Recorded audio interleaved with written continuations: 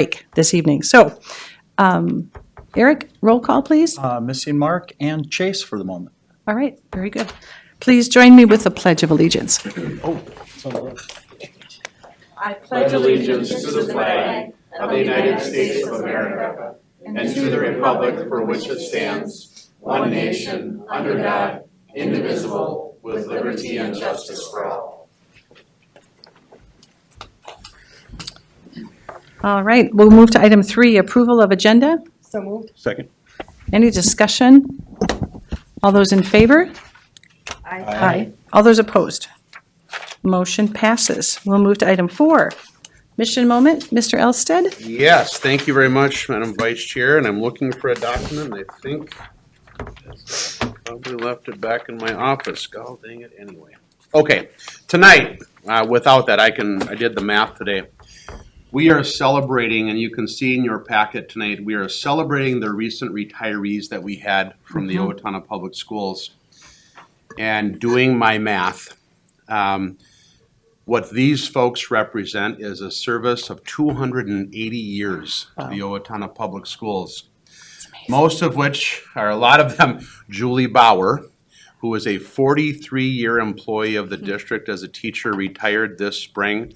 Much deserved retirement for her, but certainly the others that we have there. And if you look at the list, we're celebrating teachers as well as support staff. It takes a village in our school system, and our paraprofessionals and EAs and secretaries and all of those that play a role help our students be successful and connect with our students. And so tonight it is my honor to really just lift up our recent retirees, thank them again for their service to the public schools.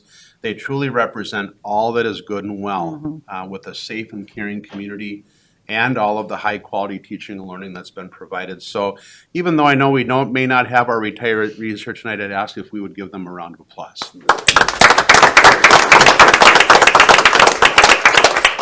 Thank you. Thank you. And thank you to those teachers and all the others out there who continue to work so hard for our kids. Moving on, item 5, public forum. Sarah, are there any cards? All right. We'll move on to 6. One important report tonight. Mr. Elstead, would you care to introduce? Yeah, thank you, Madam Vice Chair, members of the board. Tonight I'm happy to have Lori Bowles, our Director of Finance and Operations, and Sarah Cramblett, who is our District Controller, here to present to you 2 items tonight. The first of which will be the amended 22-23 budget that's coming to a close here real quickly, like in about 4 days. And then they will look for preliminary approval, but part of the presentation for the preliminary budget for the 23-24 school year as well. So Lori and Sarah, thank you for putting this together and for presenting tonight. That's great. Yep, thanks, Dan.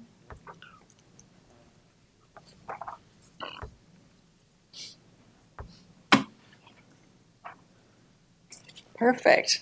Well, we'll start tonight with the amended budget for this current year as indicated. This is the second amended budget that we brought to the board, and it has just a final adjustment on a number of, you may recall that at the last time I brought the budget, we had a few grants we were still developing. For the most part, they're federal CARES dollars. And so this budget amendment reflects, you'll see federal sources, an increase in revenue of $838,000 for federal grants. And basically we identified existing eligible expenses that could be applied to these grants and put those adjustments in place. And it's really great news because it helps us improve our bottom line and identifying existing expenses that qualify, which as a side note, these grants, some of them are incredibly complicated, and it involved actually, MDE holds monthly informational sessions, sometimes twice a month, due to the complexity of these grants, as well as utilize the consultant that was available to us through Frontline, who gave us some great suggestions of things she's already vetted out with MDE on some of the grants. And as well as our Big 9 finance group, we meet about every 6 weeks. And it was a great way to obtain ideas Some of them had already vetted out certain strategies, and then you would apply in your grant and get approved. And of course, MASBO would have at each of their conference, they'd have a special breakout session just for these federal grants, and the room would be full. Just goes to show how complicated some of these grants were. So I feel really good about being able to bring some of these, this amendment to you. Another piece on the state sources where we were able to identify some additional expenses and integration, achievement and integration grant that was just fit right in and how the grant was written. And we were able to recategorize a few expenses. So overall, the additional revenue brought into the district based on this budget is additional revenue of $1,035,640.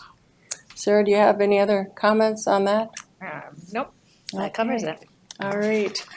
And then moving on to the revenues for some of the other funds. So for food service, if we scroll down a little bit. Sorry, I'm That's driving. okay, yep. So food service, we have an increase of revenue of $19,000 under other sources, and I believe that's interest earnings. Community service, we also had some increase of some federal grants there, a little bit of $5,000 or so, and other sources of $75,500. And of that community service revenue there, under all other, what was that was partly interest earnings and Yep, and then also recognizing or realigning the budget with tuition revenue that we've collected, to date, which is almost at the end of our fiscal year. So we're more accurate on our tuition revenue. very good. And then under the high school new construction for the building construction fund, we saw an increase of $102,000. Part of that, I believe, were grants, if I recall. We received Donations, yep, I mean. some pledged donations, and we don't recognize them as revenue or budget them until we receive them. So that's the increase for that fund. And the other building construction fund, an adjustment of $4,000 there. And that was for Interest. interest earnings, yep. And then debt service, an increase of $72,500. That was also interest earnings adjustment. And just as a side note, our interest earnings has substantially improved from the prior year. So it is helping all our funds. As you know, just in general, interest rates have been going up. So now as we look at our expenditures, so we had a variety of adjustments here. To just on the top item, salaries going down a little, 124,000 it's a variety of actually small adjustments across the board, and it just tallied up to 124,000 decrease. You'll see under purchase services, the largest amount there is a decrease of 1.2 million, and that is in the category of long-term facility maintenance. So we analyzed our actual expenses to date compared to our budget, and we could see there's a lot of budget savings. So we reduced the budget down to meet our actual. And the purpose here, I wanted to look to see what is our actual fund balance going to end up being in the reserve for long-term facility maintenance, as that ties into our plan for next year, which I'll touch on a little bit. So we were able to reduce that budget by 1.2 million, excuse me. We also had an increase of supplies that was primarily due to federal grants. And then we also had an adjustment on the capital expenditure category. I believe that was also tied to LTFM. And just as a side note on these federal grants, even things as of last week, we were able to identify one of our grants that was for COVID testing. And so we got the definition from the grant that we were able to identify costs from our self-insured plan for COVID tests qualified for this grant. And it took to the end of the year to identify what that dollar amount was and what could qualify. And that tallied up to well, it was over 60,000. So, you know, we're looking at for everything that could qualify to help the school financials to help, in the end, support education for kids. So then on the next part of this report, it's the same information, but just organized in different buckets.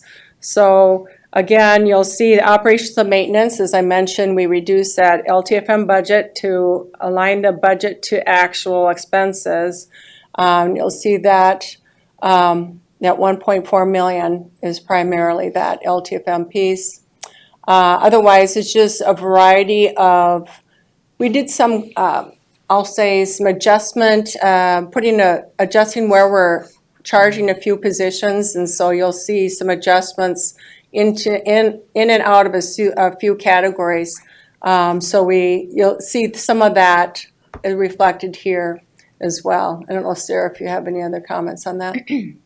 No, I think just in our very careful review of what we could allocate to grants, you know, we shifted how we were coding people, which resulted in them appearing in our budget in different buckets. So same staff, just more careful representation in our financials. Yep. So that is on the expenditure side. So as the general fund, so if we move on to food service, to identify some changes there, kind of the largest amount you'll see is the other expenditure piece in food service. And again, there's unique accounting rule. We're able to use what's called an indirect cost rate. It's a federal rate that's calculated, and it represents the costs of utilities, for example. So we're able to charge food service for their, I'll say, fair share of some of those utilities. Other than that, it was just some more minor adjustments in the food service fund for their budget amendment. And then community service, we had adjustment in salaries there, I believe, to align with just some final program implementation. I don't know if you have any other comments on that, Sarah? To capture some adult basic ed salaries that weren't previously incorporated in our budget, but actually incurred. So. All right, so that total is $23,000 for community service fund budget adjustments. Then looking at the building construction fund, this is the portion of the fund that is tied to, I'll say, that old bond. And so what you see here is that we decreased the budget by $578,000. What this is about is we did budget for some new playground equipment at 2 of our elementaries, and just the timing of, I mean, that's all been ordered, but the timing of when that will actually be delivered and installed will actually hit after June 30th. So you'll see in next year's budget, you'll see that be budgeted there. But we'll believe we will actually get that last step done very soon. And then a very slight adjustment in debt service fund. And then looking on to our, oops, I keep on bumping that speaker. Looking at our fund balance summary. So if you can hover over, there we go, the unassigned fund balance on the general fund. Of course, this is where I really like to emphasize the unassigned general fund is where our main operations are. It's where the bulk of our staff is charged, such things as instructional supply. You'll find utilities and non-licensed staff also charged there. And so it's an important component of our fund balance. And the good news is that we're projecting that fund balance to be $8.5 million, which as a percentage of expenses, that's 12.73. And that's also very good news. As you may recall, our fund balance policy is 8 to 10. And the fact that we're at the 12, being steady here again at the 12.73 is really good news. Another piece we talked about at the last time we reviewed budget was setting aside in a committed fund balance for our career and tech career pathways of $500,000 for the purpose of just stabilizing that program for like a 3-year period And so we're setting aside funds now so that in the next number of years, we'll be utilizing that fund balance just to bring stability to that expanded program. And so I just want to point out, we were able to do that, set those funds aside, and still have that unassigned fund balance be at 12.73%. Now, another thing you'll see here in the restricted fund balance is 6.9. Keep in mind, remember I adjusted that LTFM, so we are seeing that fund balance, including like reserve for operating capital, reserve for LTFM, and a few other reserves, but in the next year's budget, you'll see that drop because we are utilizing those funds for the renovation. I'll call it the renovation of the remaining component of the old high school. And so you'll see that's how we're using those funds. The rest of the chart just shows the fund balance of all the other funds we've discussed. And all of those funds are in a very stable and healthy position. I do want to point out that even the Health Insurance Internal Service Fund, that is showing a fund balance of 1.6 million, which that is exactly what we need to have. We really want to have a level of fund balance there just to bring stability to that self-insured fund. So that's also very good news. So that is the amended budget for the current fiscal year that is wrapping up. Lori, if I may, can we just pause? Are there any questions maybe on that segment? A lot of great news. Yes. And just for the rest of the board, so the Finance Committee was able to review these materials with the two of them as well earlier this week. But questions, comments? That's a lot of detail. Which I very much appreciate. So Well, thank you. I can tell that I kept Sarah so busy. I don't know if she's ever worked so hard. But we got a lot accomplished, and we both feel really good about it. Right? I was going to $1 million say, worth of work. the grant, yeah. Yeah, it's just such good news that we're able to utilize these funding streams. And that is one of my main focuses is maximizing our funding and utilizing the funding streams that are available to us to Amen. help support education.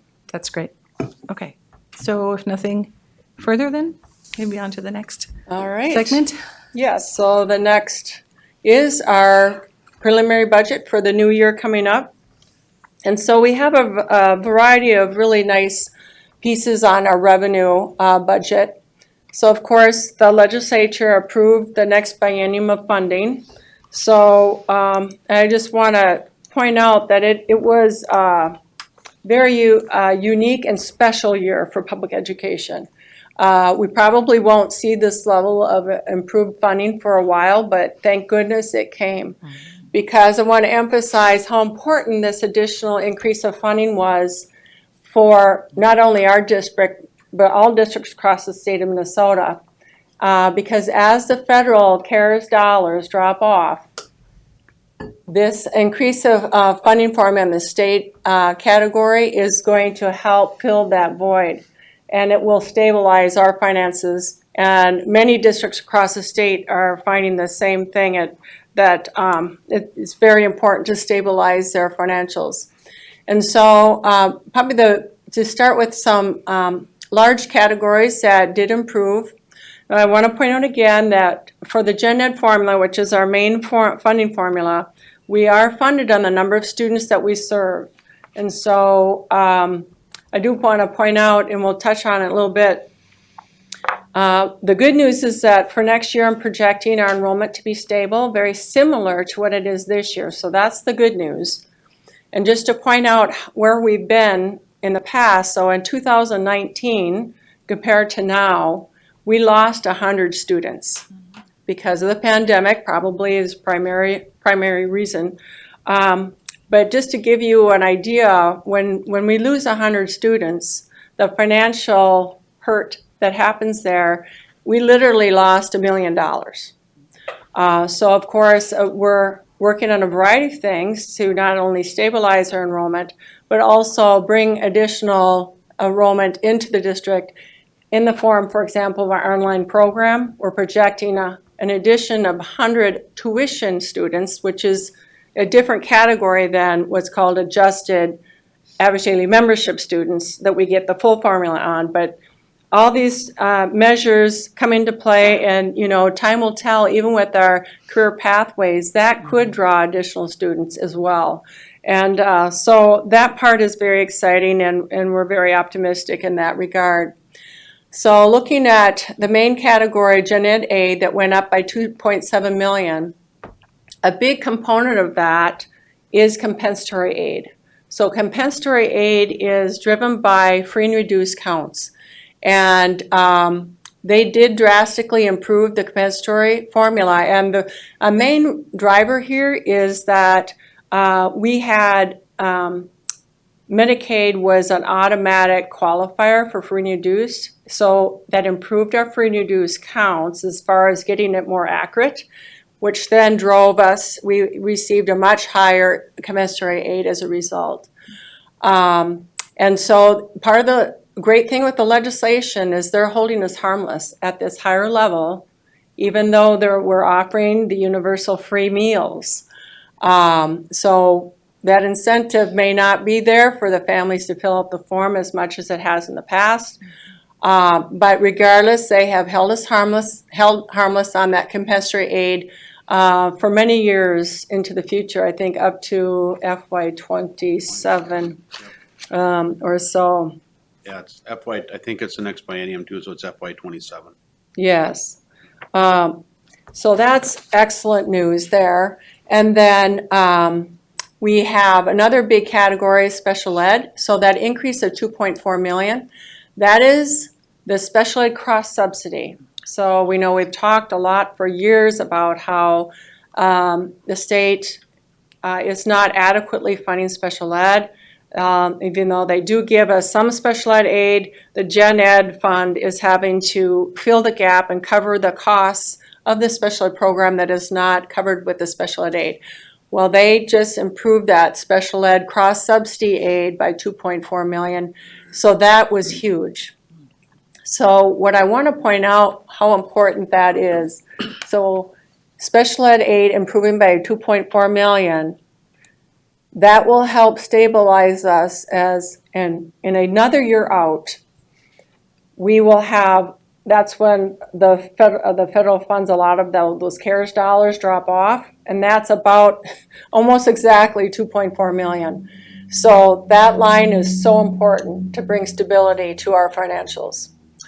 And then another category, you'll see miscellaneous revenue from MDE. That is a variety of new categorical aids that are also part of the legislation. One big piece of that is aid for unemployment for hourly workers. That is for the first time available for them. So these are the hourly workers that it's called term to term, that do not have work over the summer, like after the regular school year is ended until the new school year starts. And so we're projecting that to be $750,000. So as of last week, the number of unemployment claims for these hourly workers was like 96. And so you can see that is going to be a substantial cost, and we'll continue to watch that throughout the summer too. So, and then there's a few other categorical aids, but that was a big component of that. So those, Sarah, do you have any other things to point out? Online tuition. Yes, good point. So under all other sources, so of the 381,000, there were a few items that did decrease, like possibly donations. But the online tuition is in that line, and that's 600,000. So that represents the increase of those 100 tuition students from Northfield and from Albert Lee, for example. So that is in the revenue budget on the revenue side. All right. And then looking to our expenses, or excuse me, the revenues of the other funds. So food service, as I mentioned, we will have universal free. So what that means is there's not that parent paid component for the regular meal anymore. So therefore, that's why other sources is decreasing by 600,000. Now, state sources goes up because what the state of Minnesota is doing, they're comparing the federal revenue for that meal and comparing it to what it would have been under that old method where you have some parent-paid meals, and they are filling the gap with state aid. And so that budget is being realigned with the new type of funding that's coming to food service. And overall, she is projecting an increase of revenue of $375,000 because she is anticipating more kids will eat for both breakfast and lunch as a result of this new legislation. So that's good news. And then, I don't know, Sarah, if there's any other comments on that fund? No. Okay. And then Community Service Fund, we see some adjustments. We had a federal ABE grant drop off. That's why the drop of 36,000 there. And then, of course, just a slight adjustment on the local property tax component. And then on the building construction fund for the new high school, you'll see that is increasing by 1.5 million. And that fund, I should clarify, it's labeled as high school construction fund, but that is actually part of that transfer for LTFM. Yeah.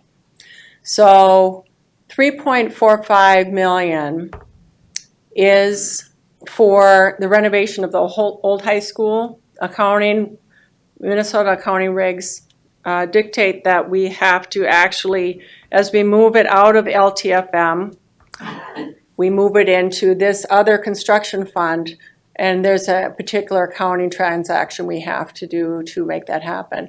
So it's not additional revenue, we're just moving that funding stream, the portion of it that qualifies for that old high school renovation. So that is the main components of revenue changes for the new year. And then on the expenditure budget,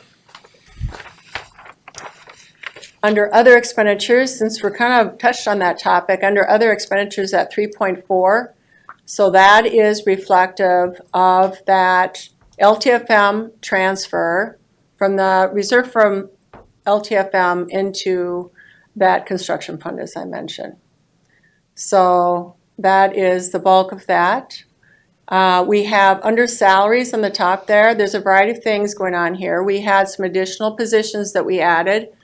So for the online school, we also added a couple positions for career and tech ed. And then in the category compensatory, remember I mentioned that new increased revenue stream. There were some sites that, like Wilson, for example, had such an increase of funding in compensatory that they were able to hire some additional positions, such as in a couple of districts or sites saw like adding whether it was a social worker or a counselor, some things like that. So we saw some additional positions there. And this budget also includes an estimate for salary settlement with our collective bargaining units and for all employees. Under employee benefits, that piece also, there's two things there. One is health insurance increased by 3%, which by the way is an incredibly low increase, and so that piece was very good news. And then also that unemployment I mentioned for hourly employees, that's also reflected, that $750,000 is also included in that 2.4 million. Lori, quick question. Sorry. Okay. So if there are about 96, I think, people that have applied for the unemployment so far, do Yeah. we know what percentage of total that the total is? So of that 750, like what are we looking at? So when I actually did the analysis more on the dollar end of it. So when I ran that calculation, let's see.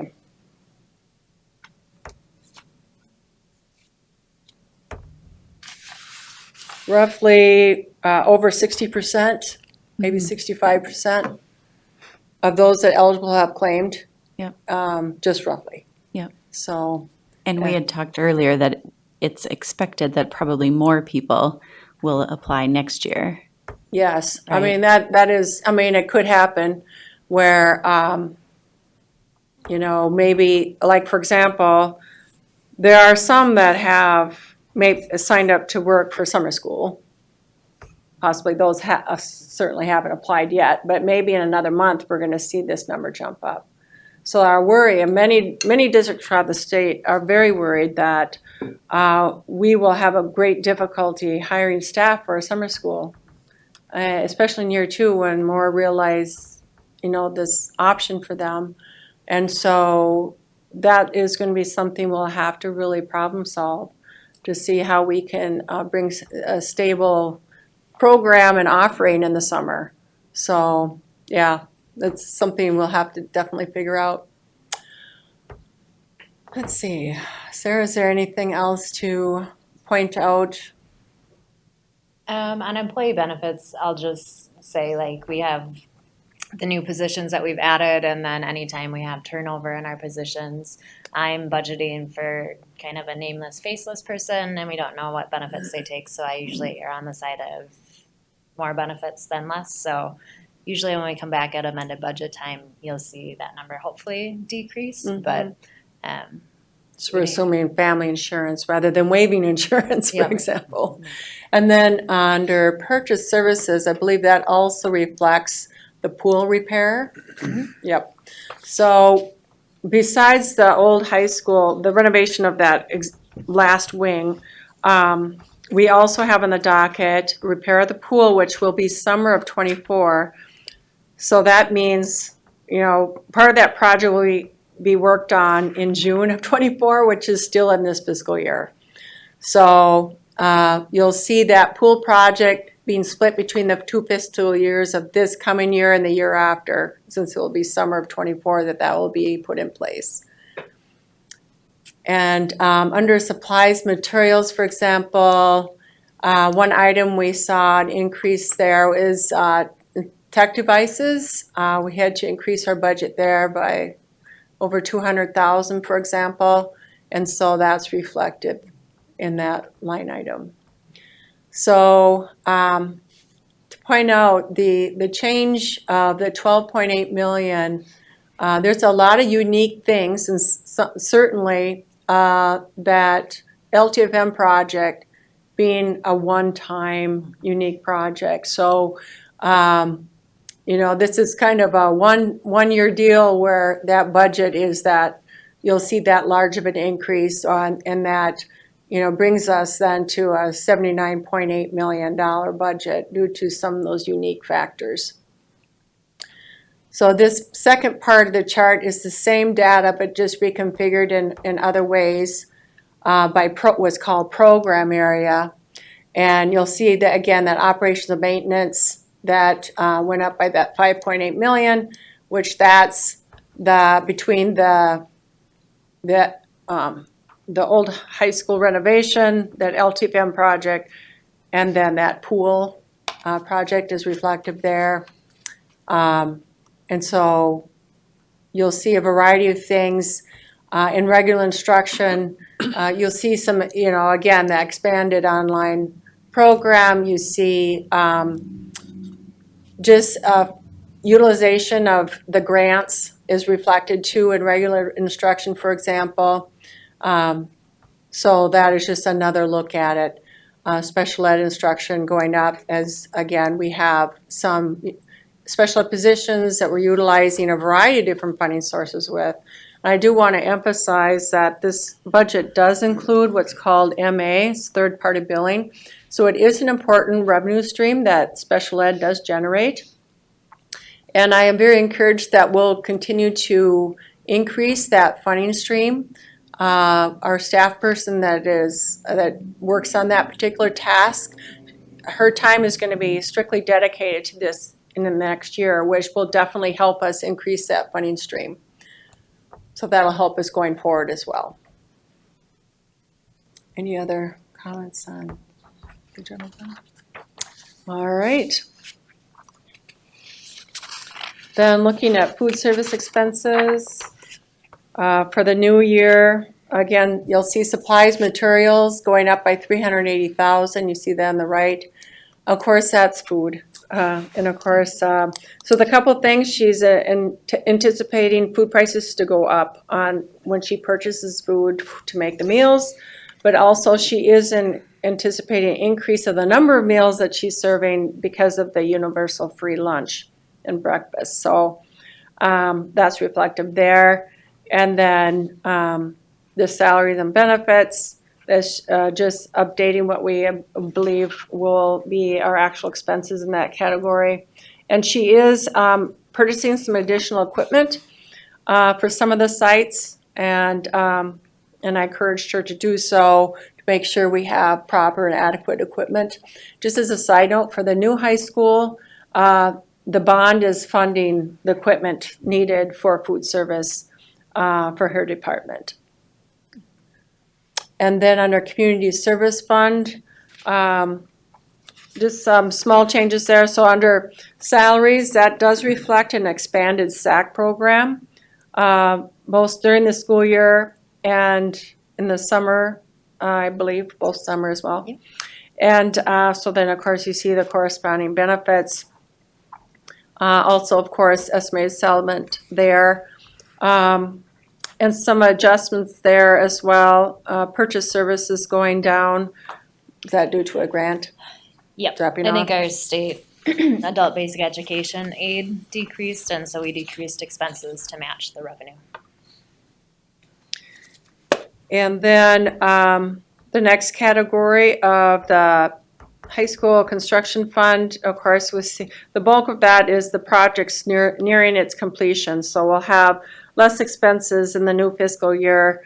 You know, as those final bills, you know, it takes a month or two to get those bills through, and we'll have retainage to pay on that new construction. And so we will have some budget there that also would be reflective then of that portion of the LTFM, the old construction, the old high school renovation piece. Building construction fund, you'll see that increase again. That's those the playground, the two playgrounds that will be installed this summer. We'll see that finally, that bond finally being paid off in full or utilized in full. And then the debt service fund, that did go up some due to the principal and interest. That's just the new cycle as a result of the 2020 bonds that were issued. Any other comments, Sarah? Okay.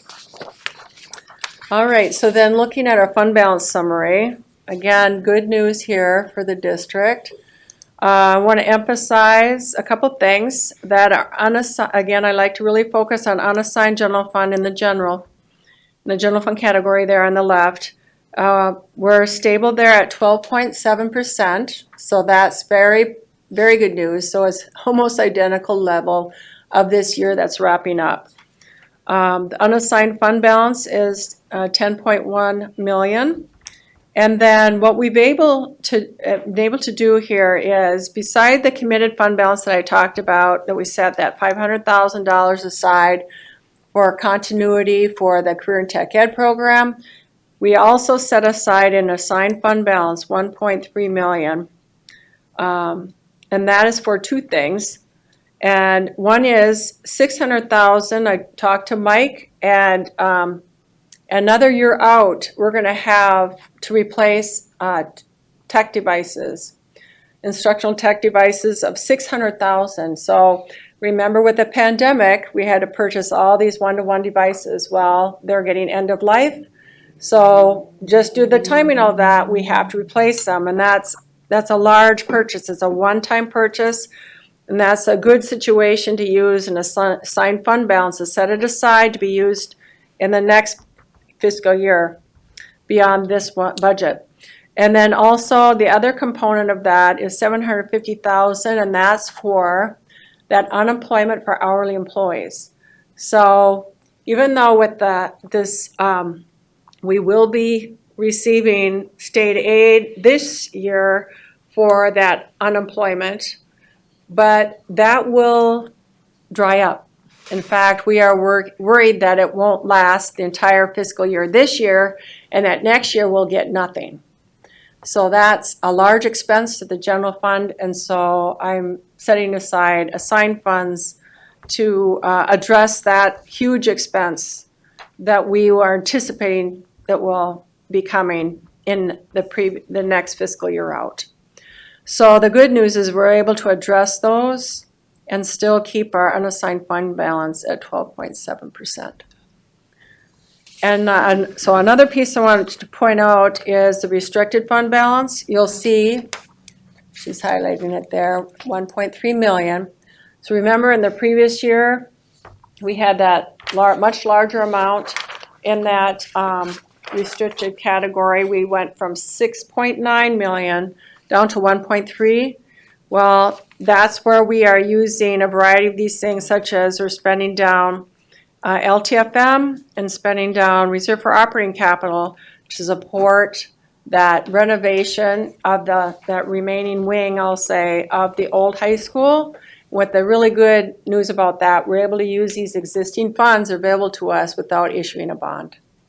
So that's really, really good news for the district and good news for the taxpayers. Madam Vice Chair, if I'm going to make some commentary. I think it's important for people to understand that when we passed the bond referendum in 2019, the markets were much different. And as you can imagine, the costs of everything have gone crazy. And we're able to accomplish the project that we told the community we were going to complete without asking them for one more dollar in bond money. And I think that's important for the community to understand because we put these police in place. We've been very careful about how we've done this. We've made the high school. It's going to be beautiful. But we set aside $8 million in question 2 and $3 million for the demolition of the current parts of the building. $11 million didn't go very far, but we're able to use some of these other funds to help us cover that gap. And I think that's important for the community to know as well. So thank you. And it's a compliment to the district and Amanda Hillman that she, had a conservative approach and had that fund balance built up so it was available to us to use for this unique and special project. Right.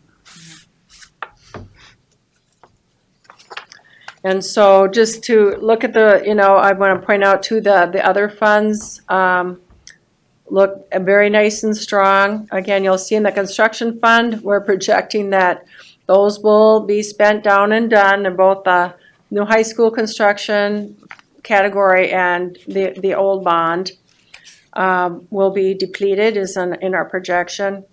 And again, just to emphasize for the health insurance internal service fund, we're still projecting a very nice solid healthy fund balance. We like to see it at least at 1.6 million like it's stated here. So that's also good news.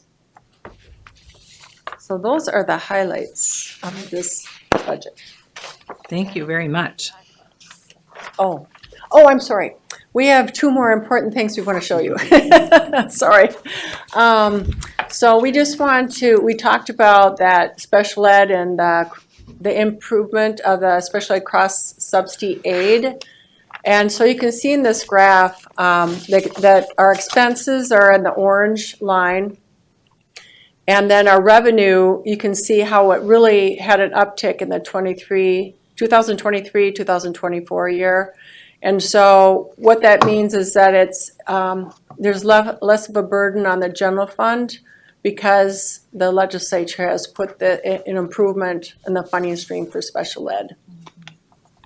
And you'll see in this category such things as the medical assistance I mentioned before. And this is a category what I do believe we'll be able to make improvements on even in this next year. It'll be interesting to see. We have more qualifying expenses than ever. And plus, we'll have a staff person just so dedicated to this one task here, so that is going to assist us, I believe, improving that revenue stream down the road. Anything else? And yeah. Anyway, you can see the various breakdown. You can see that's cross-subsidy aid at the 2.4 million there on the far right. All right. Well, all I can say is it's really exciting to see those lines start to converge. Yes. We've been We've looking at those waited lines a long Many time. years to see this happen. And Well, then I know, but it's improving. I also wanted to share with you just what our enrollment is projected and where we've been. And so again, adjusted ADMs, what that stands for is adjusted average daily membership. So that's the number of students, that's the students that we're serving, whether our own resident or if they're open enrolling to our district, for example. And you can see in the 18-19 year, and then how we dropped down and lost those 100 kids. And now we have stabilized, which is good news. And now what you can see in the, so if you look at the 22-23 versus 23-24 in the blue, we're projecting to be very similar. So that's the good news. We've stabilized for the moment. And the orange is that tuition student, that 100 increase. And that's in a different bucket. They're classified as tuition student, and we get tuition revenue rather than direct gen ed aid from the state. And of course, a concern we have is what our enrollment will do down the road. And so that's what it's going to be interesting to see to what degree maybe additional open enrolled students may come in due to our online program that will help. I mean, so there's things that are hopeful, but really what's happening here is our projected kindergarten is lower than our graduating seniors. So that's why we're seeing that drop, a projected drop in the future. Right now, next year is looking stable, and so we'll have to watch that closely. And of course, a demographic study that is ongoing now. I know she's working on it, and I would anticipate we'll be getting that maybe in a month or so. I think that trend line, what you're seeing there is a national trend line with lower numbers of students. I think there was a lower birth rate. And so if you're thinking about it in 2022, the 2027 is about that kindergarten spot. So during the pandemic, we saw lower birth rates, and so that's being reflected here. And there will be a general drop in student population across the nation over the next 10 years. It's projected, though, that it might start to significantly increase again. Yeah. Because of sort of the way things have returned to normal. To normal, exactly. So these are the things we'll be tracking. I just want to share that enrollment history and how we're projecting that. And then we have another graph here of federal grants. Just wanted to share this information. So since we started receiving these federal COVID grants, you know, as the pandemic started, we had some unique grants that we had to spend right away because we were in emergency mode. We had to operate. We had to purchase tech devices. We had to change our operations. And so, like, for example, the blue bar reflects that was the 2021 year. And we had two grants. We've spent, and that 154 means that's finance code 154. It's a particular grant. It was called CARES Relief Funds. We used that all in 1 year. And then you can see, like, as other grants showed that, like, for example, the orange was the 21-22 year. So we had another big grant we used all in 1 year. And then we had another grant, which was Finance 160, which it stands for, what does that stand for? That stands for ESSER 3 Pandemic Response. And so in that grant, we were able to, and they wanted us to use this over a multi-year period. And so that grant is reflecting it being put in place over a multi-year period, and the plan was developed that the bulk of it would be spent this new year coming up. And so what's interesting is each grant is unique. Actually, quite frankly, that ESSER 3, Finance 160, was actually one of the simplest grants, even though it was the largest. And some of the smaller grants were surprisingly incredibly complicated. And but the good news is, like as I mentioned before, with all the various training resources available, MDE outreach, we have put our plans in place to fully utilize those funds. And most of those grants this new year coming up we'll be spending the bulk of those remaining funds, which again, it's been a wonderful support that the federal government provided to public schools to support us during this time. Well, Lori, you've taught us so much. This is really fascinating to see the whole grant chart as well, because we've talked about it, but it's pictures speak 1,000 words. It does. It yep. helps just kind of illustrate where we've been Yep. and what this next year brings for us. All right. May I open it up for any other questions then? Yep. So I do have another question, or maybe just a comment. The special education revenue expenditure comparison. I'm just wondering if, and I don't expect any answers tonight, but why is the need for special ed going up? Why do we need to be spending more? Because on the graph, the cool thing was if it would stay the same, then the revenue would actually be reaching that. So maybe is there any way that we could look into why the special needs are going up? And is there anything that we can figure out? Yeah, the costs of special education continue to rise and have done so. I mean, this graph, I believe, only goes back to the 1920 school year, but if you were to go even further back, you would see them. I think the needs of students have grown and changed. We're seeing more students with emotional and behavioral disabilities, which requires more staffing, and in some cases, one-to-one staffing. Yeah. This goes back a long way, probably now 25 or 30 years ago, when I remember growing up in Faribault, the state hospital that used to be there. If you remember, they closed all of those institutions down, which then it became incumbent upon the public school system to educate. And so you can imagine the number of staff that made the progression at that point to the public ed system. But the needs of the students still increase. A bit of that is just, small increases in settlements and things like that for the cost of educating. But the real cost is in the number of people it takes to have a system in place. And again, this goes way back to 1974 or 75 when the Americans with Disabilities Act was put in place that promised a free and appropriate public education for all students. It's a great piece of legislation. Thank you, Lyndon B. Johnson, for putting that in place. But on the same notion, it was put in place with the idea that the cost of that would be covered by the federal government. And the federal government has never met that expectation. In fact, the state has had to supplement it to even keep us within 40% of the 100% promise. So again, that cost differential that you see there is just the costs of things that continue to rise. Mm-hmm. The needs of our kids continue to, there's probably lots of reasons for that. But it continues to rise. I would love to see that sort of flatline at some point. But I don't know. We haven't seen that trend develop anyway. Yeah.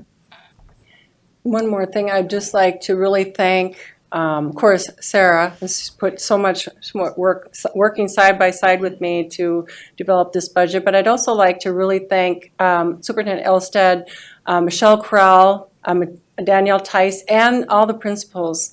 We have worked incredibly as a team on figuring out the new legislation, figuring out compensatory regulations, and putting in place a staffing that meets our needs and utilizing the funding sources. Thank you so much. If I might, Please. just one other comment. Yep. Thank you, Lori and Sarah, for your work as well as the rest of our team. If you look around the region, just between Rochester and Mankato, they're cutting $23 million between the two districts. Owatonna is not making any budget reductions. Part of it is that when we were going through the pandemic, we were very diligent about not running out and spending every dollar that we received from the federal government, which allowed us to pace that out to make sure we weren't going back to our community again asking for more. And so we've held the community harmless as an operating levy on this for now 10, going on 13 years actually.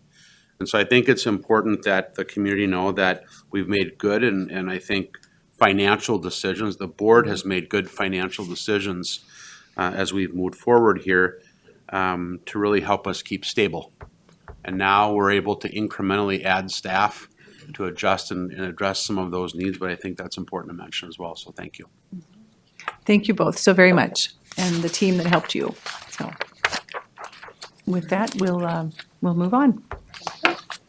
All right, item 7, items for discussion. Again, there's no action here, but we'll start with a board forum. I know, Elizabeth, you've had a couple questions. Do you care to start?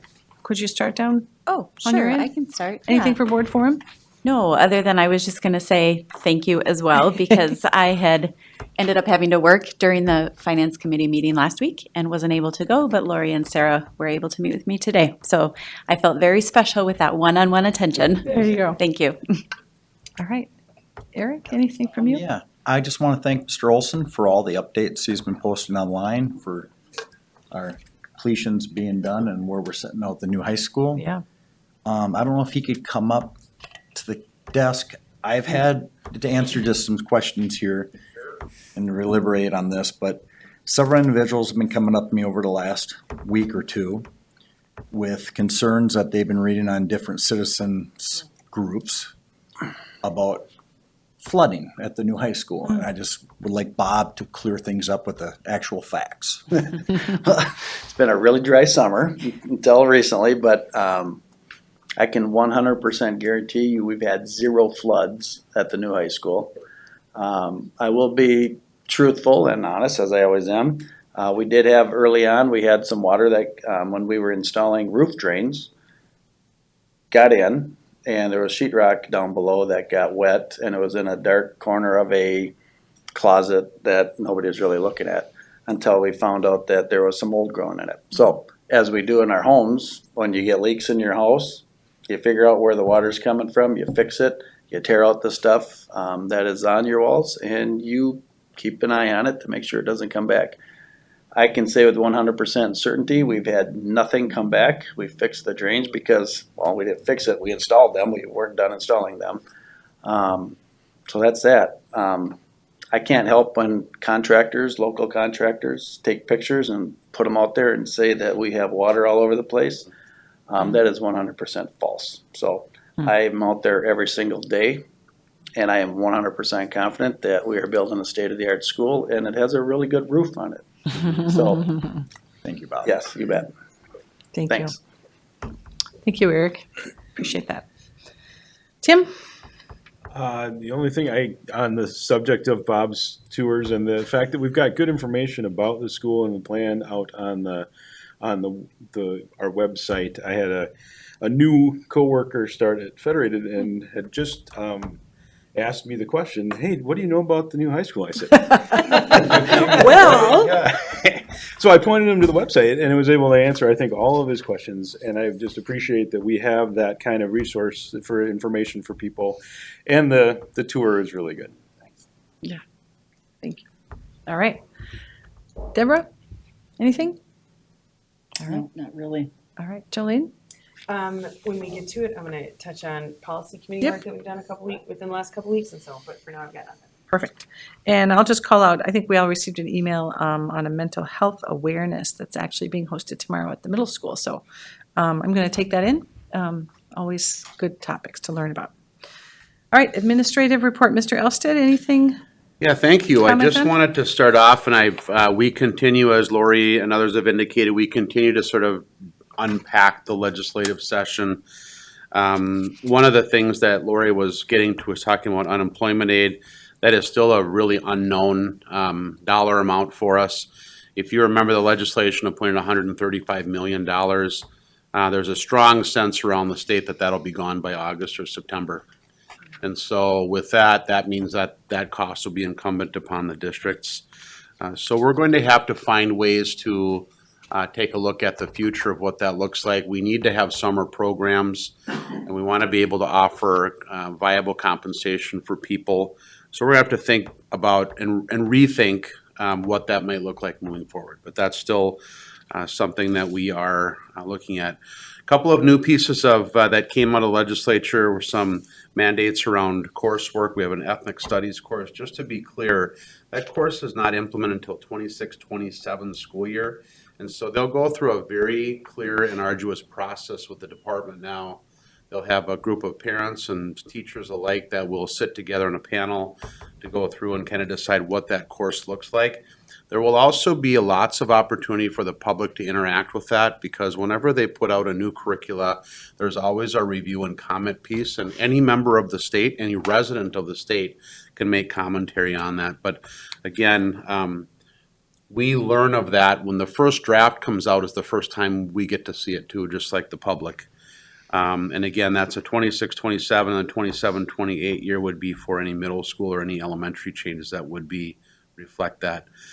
There are some more recent things that are coming to us. We have a personal finance course that's going to be offered, and actually we already teach a lot of that personal finance piece. But this is something that's now mandated across the state for the 24-25 school year. So Mr. Kath and his staff will be working to make sure that we're meeting all the requirements there. And then we've already met, there's another one that was required, civics and government credit required. We've required a civics and government credit in Owatonna for years and years, and so this is not a change for us. And so again, we're trying to continue to unpack. A lot of the other things are kind of yet to be determined. The cross-subsidy aid was a big piece for us, and we're thankful for that. So again, just continue to work through that.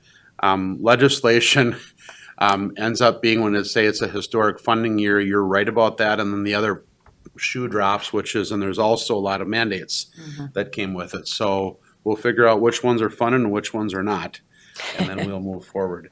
And so that's it. With just one other comment, I'm really proud of our clay target team.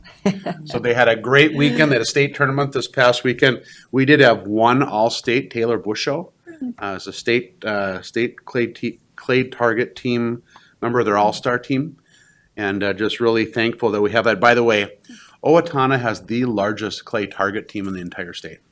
Wow. And I think it's great. I think it's great that we also are providing gun safety certification, and more kids are taking that. There's a real high interest.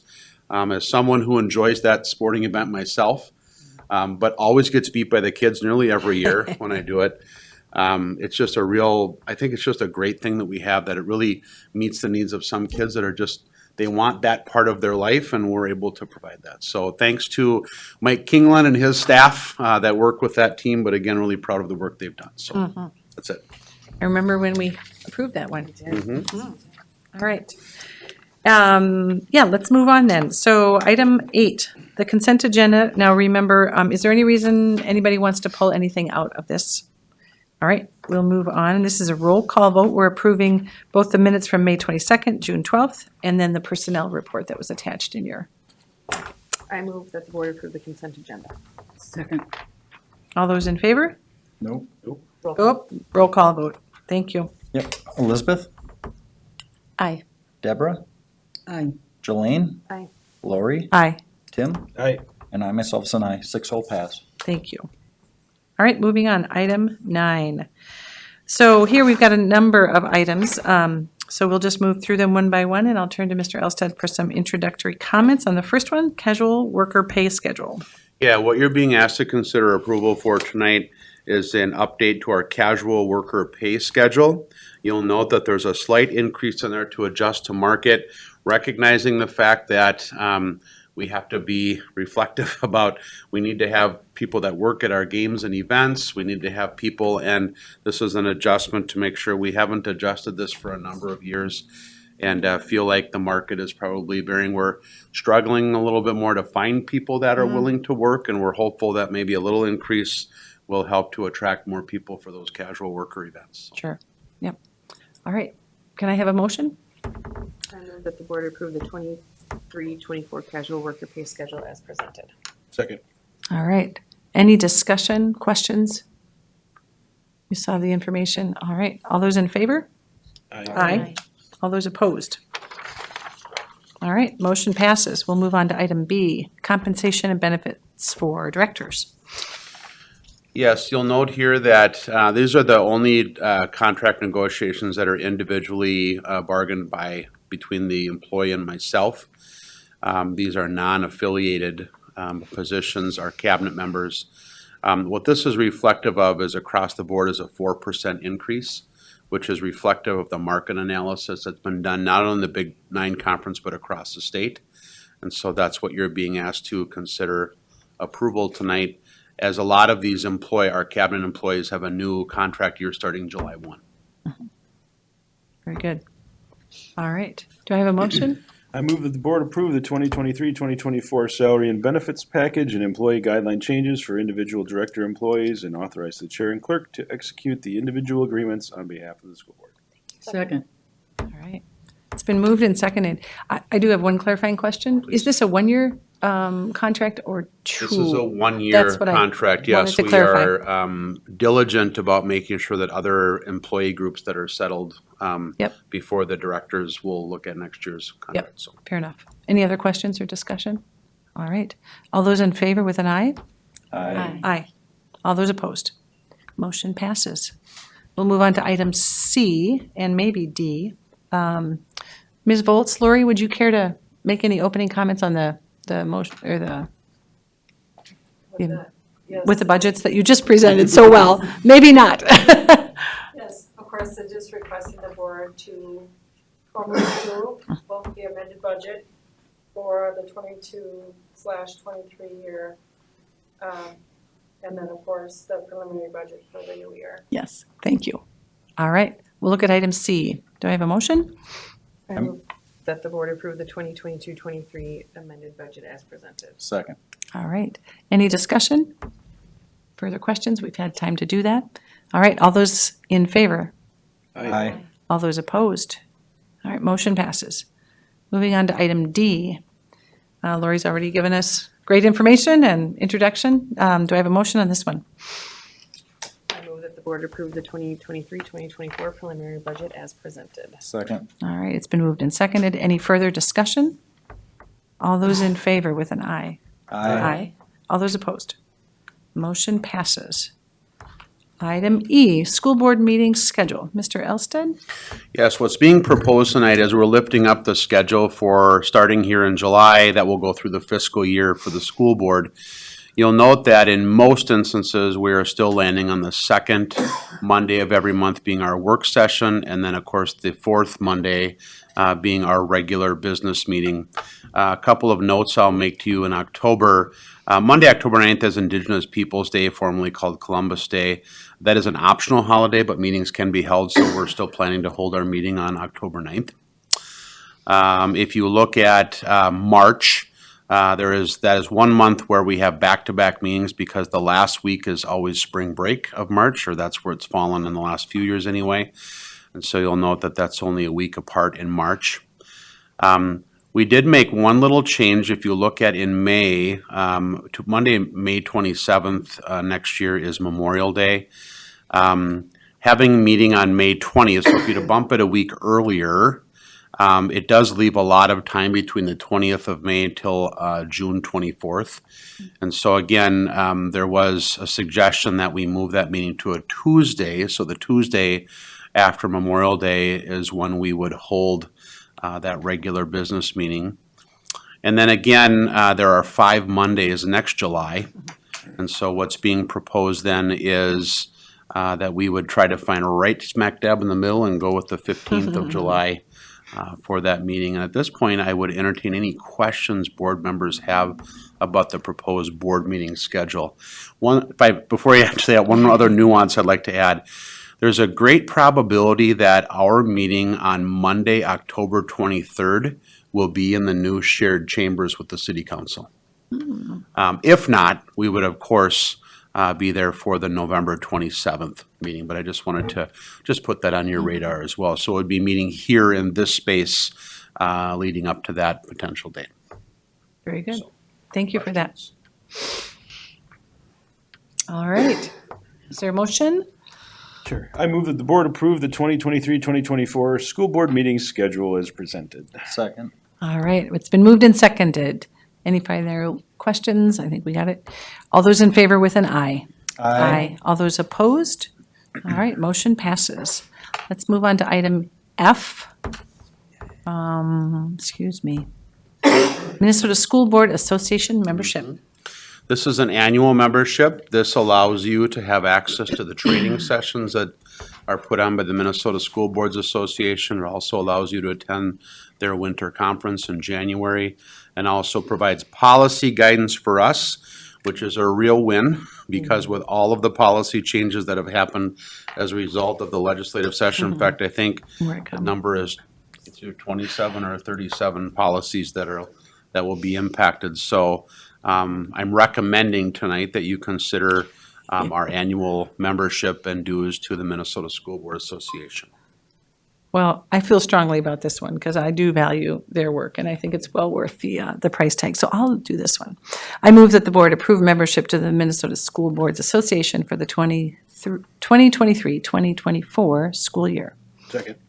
Thank you. All those in favor with an aye. Aye. All those opposed? All right, motion passes. Moving on to item G, Schools for Equity in Education. Mr. Elsted? Yeah, so I want to provide some clarity here. This organization we've been a member of for a number of years. Equity has taken on a lot of different sort of definitions. This happens to be financial equity because we are considered what they call a lower property wealth district in the state of Minnesota.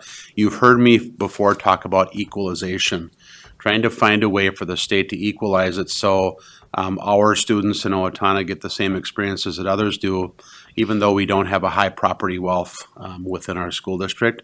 And so again, this organization is very good at advocating with the legislature on behalf of our district and any others that look like us and are funded like us. Yep. And so again, I'm recommending tonight that you would approve our annual membership to Schools for Equity in Education as a continued source of lobbying for us. Mm-hmm. Thank you for that. Again, I would attest to this one personally, having heard their work and read their materials. So, any other questions? Is there a motion? I move that the board approve membership for the 2023-2024 school year to Schools for Equity in Education. Second. All right, all those in favor? Aye. All those opposed? Motion passes. Item H, clarifying the population estimate for the 2023 payable 2024 levy. It's a mouthful. Yeah, so I'll do this one. I'm actually going to have Lori help with this one as well. So this is a small piece of levy that we have some population growth. Our community education program now qualifies from additional revenue that would come in. And so again, as the description would tell you, you're being asked to consider the resolution which adjusts the payable 24 revenue calculations from levy for this program. And Lori, I would open it up to you if you have any additional comments there. Yeah, I was just going to point out that how this impacts community ed is actually their general revenue for community ed is based on this population count as well as youth serviced. So it is an important fact, data piece that will help them in their funding for their particular fund. And there's no downside to us. Right. You know, No downside. so it'll be good. Mm-hmm. Excellent. All right. Any questions? All right. Can I have a, Point out this is a resolution that requires. thank you very much. One of these days I'll learn that method. So this is a roll call vote. So I do need a motion though. I move that the board approve the resolution certifying the population estimate for the 2023 payable 2024 levy of ISD 761. Second. Thank you very much. Eric? Yep. Elizabeth? Aye. Deborah? Aye. Jolene? Aye. Lori? Aye. Tim? Aye. And I myself, an aye. 6-0 pass. Thank you very much. All right, item I, school calendar for the 2024-2025 school year. We always do our best to try to get school calendars out a couple years in advance. And so what you're seeing tonight is a lot of work that has gone into sort of drafting a calendar That's just reflective of a fairly standard school year. You'll note that because Labor Day is early during this particular calendar, that school would start formally for at least our our 9-12 students on the 3rd of September, and then progress through with our early conferences from elementary. Everything in this calendar is fairly straightforward. All of the typical breaks in instruction are there. We do end in this calendar on Friday, June 6th. We graduate our kids Friday night. We have a few days of professional development after that, but a fairly straightforward calendar. We do have a number of families that request a couple years out as they're planning family vacations and so on. So it's always nice that we try to get this out as soon as we can. Yep. So I'm recommending the 24-25 calendar that's in your packet. Yep, and I think folks do appreciate it, so thank you for that. Questions, discussion? All right, is there a motion? I move that the board approve the 2024-2025 school calendar as presented. Second. All right, all those in favor with an aye? Aye. All those opposed? Motion passes. All right, moving on. Item J, District Office Maintenance Facility Remodel Contract Award. I'm going to ask Bob, actually, if he would come up and report on that. We did take our bids here a couple weeks back, and so they've all been certified or checked anyway to make sure that all the bids were good and well, and so I'll turn it over to Bob. Yeah, thank you. Back on June 8th, we had our fingers crossed when we were opening bids because as you talked about or heard people talk about earlier tonight, prices have skyrocketed since the time we passed the bond vote. So we had two estimates at about 14.5 million for these 22 work scopes. We were hoping with fingers crossed that we'd get to 13.5 where we would be able to use LTFM and other sourcing funds that Lori helped us with, and the actual bids came in at 10.8 million. So I've sat in front of you multiple times over the last 8 years talking about how lucky we've been with our bonds and the rates that we got for bonds and also the prices that came in, and other people around the state and my colleagues around the Big Nine are saying, how are you doing this? You guys have come in lower than your estimates every single time. And I can't say it's talent by any means, but I could say we've been pretty happy with that, and our community is going to have a great school, which we're building right now, and then also when we move the district office, the gymnastics and the facilities into that area, and then hopefully sell these other buildings possibly, that we're going to have a great place to work as well. So we have 22 work scopes here. 7 of them, I know I always get questions about, are there any locals in here? We have 7 kind of locals, none from Owatonna that were low bids, but there were 7 companies that ranged from Pine Island and the Rochester area over to the Mankato area. The rest of them are from up in the cities area. So I'm recommending that you approve the contracts that we've had here, and like Mr. Elstead said, Kraus Anderson has called all of these, they've vetted them out, and they are good with the numbers that they gave, so. Thank you for there that. we are. Yep. Any questions on this? Discussion? Bob, I have just one. I think I know the answer, but will you confirm, so this is the total package for both demolition and And construction, removal yep. and construction? Correct. And There putting will- that space in sort of a tidy Yep. There way will that we be, expect? there will be some more on, because we do have a separate abatement, and that has not come in yet. So what we do is we use IEA, who's our safety consultants that we Sure. use. They go ahead and do the vetting, they do the bids and everything like that. We haven't gotten that back yet. So there will Nice. be some more in that one, but it will all fall underneath where we're at. Excellent. Mhm. Well, that is We more had, good we had a news. lot of smiles on June 8th, Yes. and then nervousness until we got the actual call from Kraus Sure. Anderson Sure. saying, thumbs up, they came back with all of them. Excellent, excellent. Well, that is more good news. Yes, It's a it's night of great good news, news, that's great for sure. news. All right. Anything further? I can have a motion. I move that the board approve the awarding the bids for the district office and maintenance facility remodel as recommended in the attached letter for a total bid of $10,809,736. All right. It's been moved and seconded. All those in favor, say aye. Aye. All those opposed? Motion passes. Thank you, Bob. Yeah, thank you. We'll move on to policy revisions. I don't know, Jolene, can I turn to you? I don't know, Mr. Elstead, if you had any comments, but Jolene, you want to just maybe summarize? Yep, and so within the last couple of weeks, policy committee met, again, did a deep dive, made sure practices aligned with policy. And at our previous meeting, we had a parent that came in and spoke on behalf of his child was homeschooled. There was some crossover, and the timing was really good because it just so happened that we had to review that policy that next week. And so as a board member in all my years, like, there's a lot that goes into the definition of homeschooling versus a shared time student, and getting an understanding of what does that mean? What does that look like? What are the opportunities for homeschool families to participate within the public school system? And then the conversation went further as far as private school and how that all interlocks and works together. And so we made significant adjustments in that policy regarding language versus application. And then we cleaned up a lot of the cross-referencing in that policy as well. And so, yeah, and just went through again and clarified, other changes that MSBA had said, hey, take a look at this policy, it's coming in hot, et cetera. So, yeah, it was the timing of the parents Yes. coming in and the review of the policy was really, really good, really good.